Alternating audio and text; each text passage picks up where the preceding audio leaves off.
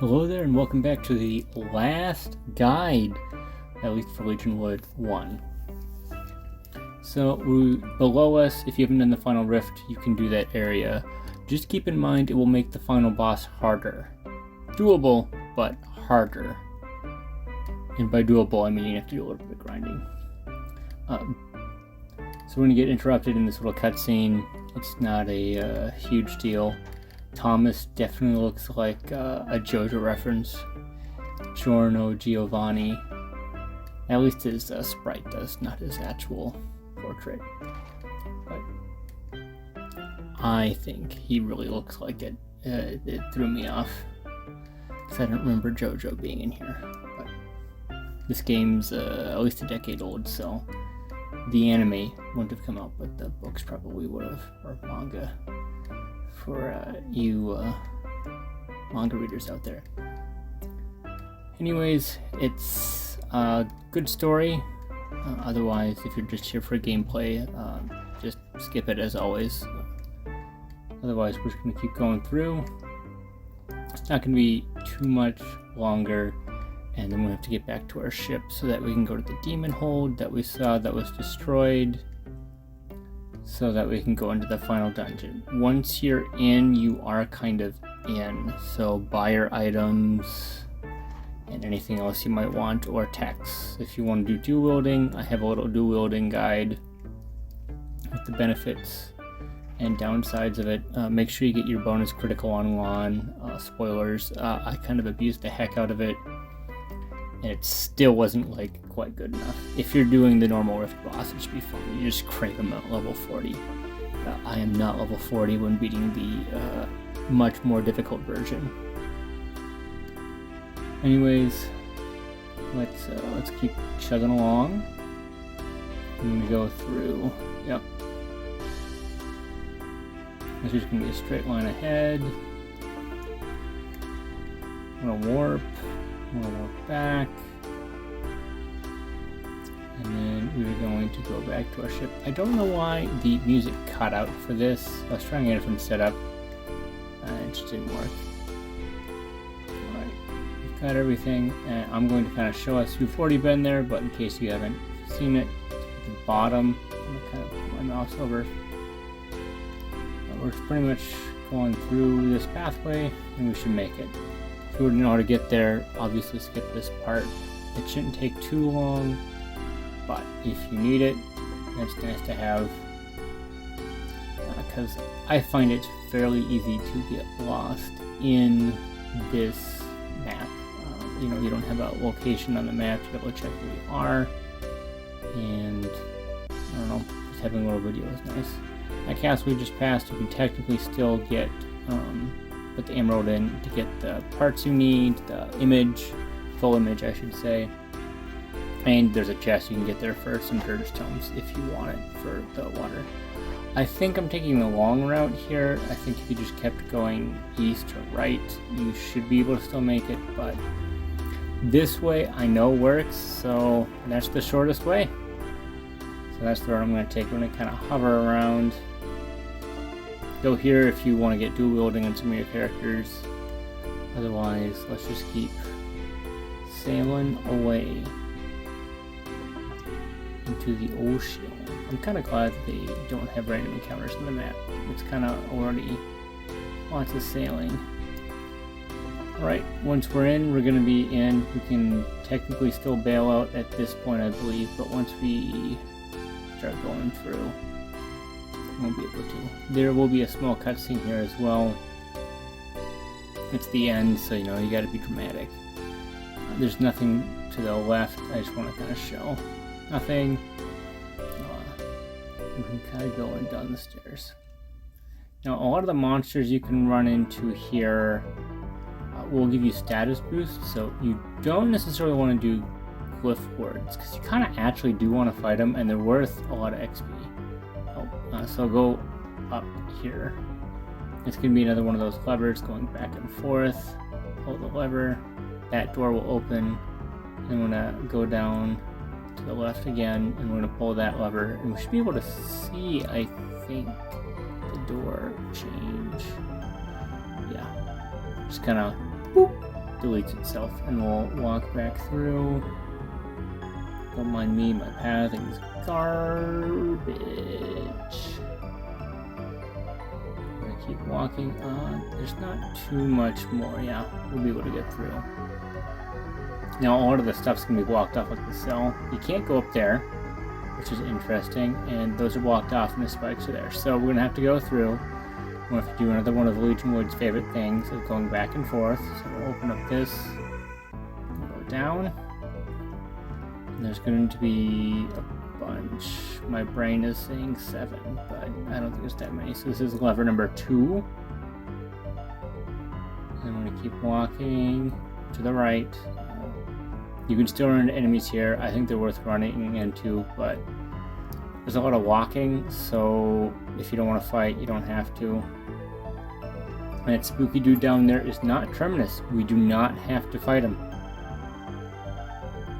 I'm going to keep going, keep walking some more.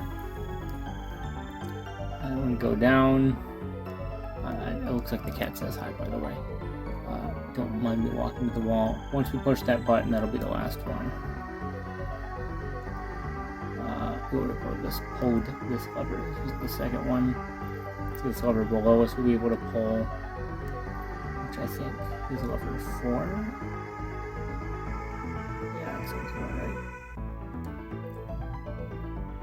So we pull this lever, which lets us push the button, which lets us get to the password. Imagine trying to like lock up. How annoying this would be, because you could accidentally lock yourself in. You have to go through and do everything just so you get into the password. Also, notice how the sprites walk over the spikes. It's a weird graphics layering thing for some of the characters. For Lana it seems fine, but for the other characters it seems like they just kind of phase in between the floor and it. Yeah, like character number 5, but I guess they didn't account for that. Alright, so it's Castoth. CASTOTH.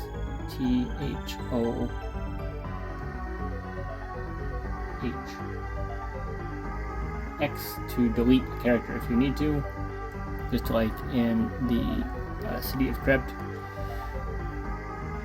And now that we have this done, we can go up, which unlocks the spikes to go into the portal. You can walk back and forth between the two, and I'll kind of show that off, but as far as I'm aware, you can't actually leave when I tried, because I realized the final boss gets buffed if you beat the Rift monster. So this is kind of what it looks like. You go through.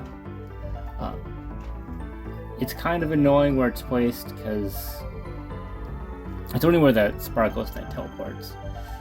But it's kind of annoying to walk around, because you miss walk through it, you have to go through that whole animation. Okay, so this is going to be another one of these push the buttons. You can see these different colored ones, purple and whatnot. We're going to have to go around and push them. I went all the way up. There's the yellow one to show that, rather than walk around the edge. Okay, so if we push the blue one, that'll open that one up. And then we can go back, and it should be to the right. Yep, be to the right. And you can't go around this way. I thought I could do that for a moment. So I'm just going to walk around and kind of show off the colors so I can remember where they're at. And we should be able to get the green, and the green is going to unlock purple, I believe. And then yellow will be the last one. That chest there is going to get us another piece of armor. It's not going to be as good as a piece as the one we got from the Rift boss. It's still pretty good.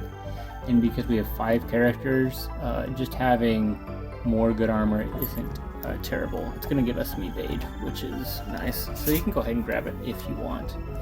But by no means is it required. I'm going to keep walking, and we should get to the yellow button. And this will be the last one. Yes, this will be the last one. There's the Celestial Armor. Oh, and you'll get the Celestial Hat as well, which isn't too bad. I recommend equipping it.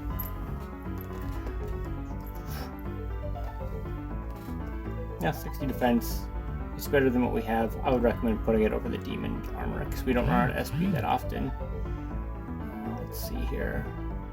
Yeah, this is a comparison between them. We'll get a little bit more attack, but I don't think that's good enough. I want to not die because there's going to be one heck of a benchmark for the buffed version of the final boss. The actual one, we're statted like pretty well. It shouldn't be too bad of a fight. And then if we keep heading up through here, we can go to the next section. But I'm just going to kind of show to make sure. Did we miss anything? No, we didn't miss anything. I just want to make sure I get you all of the content. All of it. Alright, that chest above, we're going to need a key to get. And if we don't have it, we can't open it. It's going to be a very important chest. It is required to beat the game. So, we got to push the button. And then, yeah, I'm going to kind of show that you have to get the key here. Not that I really needed to show that, but getting the key is good. It's going to be the phylactery for the final boss. Oh, not the final boss, but the boss for this section. If you do not get it, you cannot beat him, even if he's at 0 hit points. And you're going to have to smash it. So save, because you don't want to redo all of this again. The book kind of hints that you need to do this. So we can walk back. Get our chest. Alright, so that's the phylactery. Now you're going to have to go into your inventory and actually smash it. I kind of waited for the glyph to go. So you're going to go in, go to key items, and you do it in your interaction, so spacebar. And then once you do that, you can actually beat the final boss. Now he's going to be undead, except the final boss. The boss for this section of the dungeon. Right here. So he will take a crap ton of damage from what's the name of the spell? This one. It'll be like 14,000 per hit. So just strike him with that, and then you want to do your AoE physical spells on the zombies because he will summon more. Now you can use the Sacred Mirror to avoid being time slipped. I think he's fairly easy to beat already. You don't need to, but by no means do you have to. This is kind of why I like my characters being slower as well, because they get to hit after. So instead of hitting 2 zombies, I'm hitting 5 and the Litch. I don't want to lose my damage per turn, so I am losing some damage, but you have to kill all the zombies, and going through all of them, doing with the poison and just the hits. It's not too bad if they cast Malice, but if they do anything else, it's really annoying to deal with. So use your higher magic. Whoever has the highest magic, have them keep doing damage, and then the other one can just cast this. Alright. Healing thanks to our armor and other status effects, and then he should be dying fairly fast here. AoE. I'm not exactly sure what Flashing Haze or why he's casting it. There's no debuff, so I don't know. You can see I don't have the poison sword equipped right now, which is not too big of a deal. You ran out of zombies, so I think always at the end, if there's no zombies, they will get summoned. I haven't done a whole lot under this. Now, some bosses will have it. Once the main bosses died, the minions will go with them, but this is not the case. The zombies keep going. He a Litch. And once we get these two, we'll get a lot of experience points. and we will save again because it's pretty much a straight line to the final boss. They make a nice little longish pathway to get to him. But this is the penultimate boss that we just beat with a lot of experience points when we get some levels. Alright, so let's heal. The status effects went away because of the level ups. Luck Charm, pretty nice here. So I would recommend dumping in points here.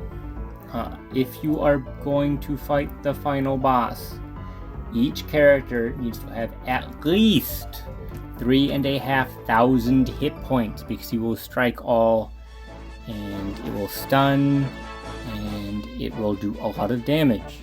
He also uses pummel and stuff like that. His second form, it's basically Lon doing all the damage.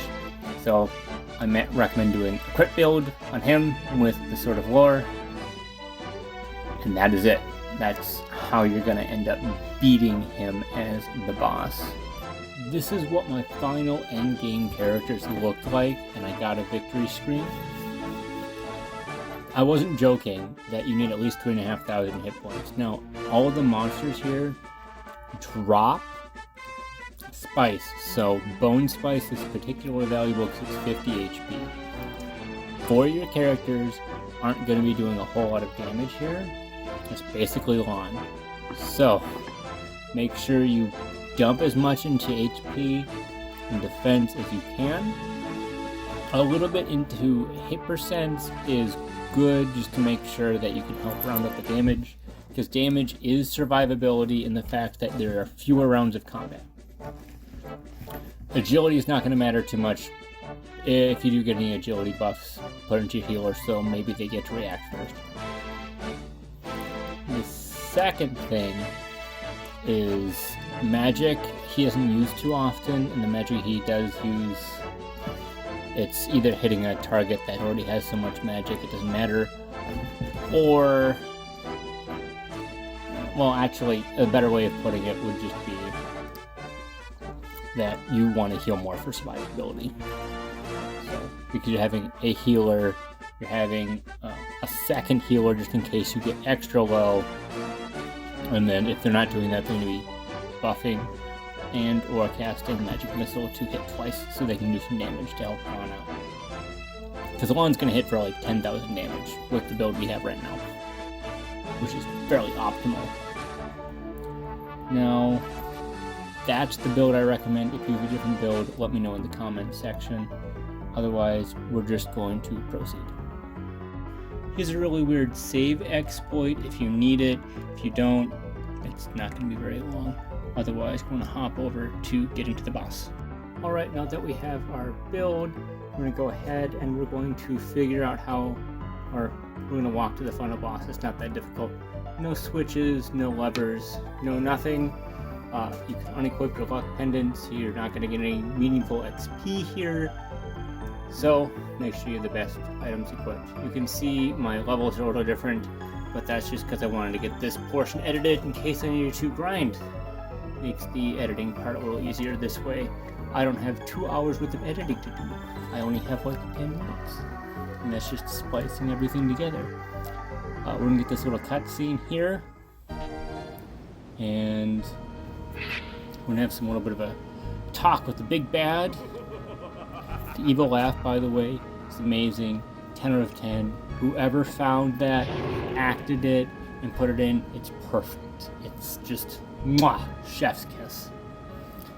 To know we are the big bad, we have to kill the guy that helped us, that was instrumental to us.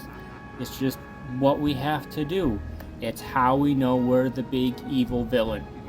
I do not recommend, on this occasion, or really any other occasion, to help interdimensional demons. Usually does not bode well for anyone, the people that are harming, the people that help them.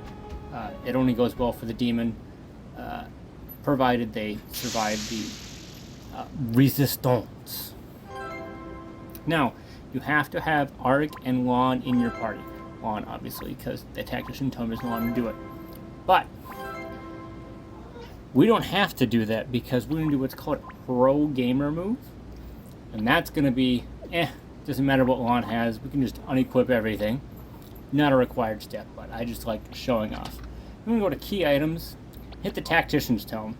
It's going to look really weird for a moment, because it's going to drop to the boss fight. Then realize we selected the tactician's tome. Then we can get all 5 characters instead of having 4 for this really difficult boss fight. And it's just, it's so dumb. It's spaghetti code, let's go! Oh. And look, we have 5 people at Ark's text box, even though Ark isn't even in the fight. It is very much worth it. If you were just doing the normal fight, you don't have the orb, which makes it more difficult. You kind of saw that status effect at the beginning. Not that hard to beat. This version, highly, highly, highly, highly, highly recommend that you do it. It makes it so much easier. You will lose Ark in this fight once he changes phases. The first phase can be poisoned. That's all you're going to do. Poison strat. Go through. I was also able to blind him with Serpent's Rush before, which I thought was weird, but you know, we take those. I'm also not certain if the Imperial Blade's defense down does anything, at least in the second form. Get the Toxify, you know it works. It's the most reliable way to get him. I did like a very, very small amount of testing, and it was just showing the normal results, so I just kind of went with it. This is long. It's going to be a very long fight. It's about 16 minutes with the credits and everything at the end. So, just to show that it's possible, I'm going to have the full fight. Otherwise, you can skip through it, see what happens. Gets really close a couple times, by the way. So, this, if you're like anxious about how this is going to go, this will give you a decent run just because how long the fight is, of how it's going to go on average, and how you might want to prep. In hindsight, Stun Pendants might have helped at least on 2 of them. Your magic users, or at least your healer, it's pretty nice because, well, I don't really need to say anything. The bonus damage from the Sword of Lore, by the way, comes in the second half. The first half, it's not as big of a deal. We'll be doing literally 10 to 12,000 damage a crit. It's the only way you're going to be able to beat them. You don't really need to use the ability, spoiler, that you get from it. Well, there's technically 2, but you're just going to grind through this. It's going to take a while. Enjoy the awesome, awesome boss music. It's too bad it doesn't loop very well. That's probably just a limitation of the RPG Maker 15. It's still really good, an absolute banger. I would like to thank everyone who watched an episode or provided any input. I had a couple friends I know provide some input about how I was doing these, so the earlier episodes aren't as good as the later ones. Anyways, take care, enjoy the boss fight, and if I have anything at the end, I will be sure to add that. Take care.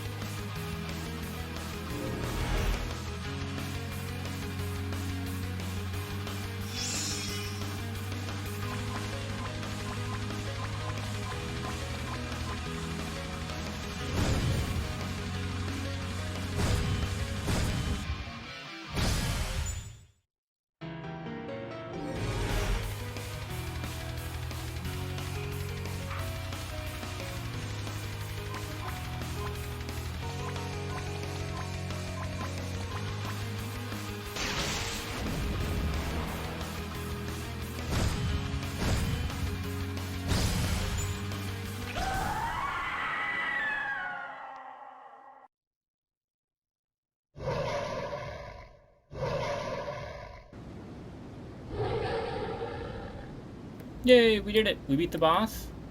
Well, at least that's what the story's gonna tell us. We're gonna have this big anime-style moment where the boss is weak, and we're gonna go ahead and do the final blow. But we're gonna have to have this long-winded discussion that would take up a while, and in real life we would just be smacked, bonked, deaded, bamboozled. Where are my Doge fans at? But I'm going to take this time because we're going to cut over to the credits and just say thank you for Dark Gaia for making the game. It's difficult at times, but I think it's pretty good, especially for like an early game. It takes a lot more work than people give credit to. There's a lot of complaints, I know, on Steam, but I still think it's a good game, or at the very least, a good challenge. Thanks to everyone else who's watched, gave me any input, or anything of the like. Just thanks again. If you have any comments, anything you want to see, I have a couple challenges I'm going to do after this. I'm just probably going to have another playlist that's just others, so this isn't all cluttered up if someone needs it in the future. Otherwise, take care. The outro will be at the end. The outro is going to be the spoiler for Legionwood 2, so you actually might want to watch that, and you get to get the banger again of the boss theme without the weird looping that it normally has. So, without further ado, take care, have a nice day, I'll see you next time.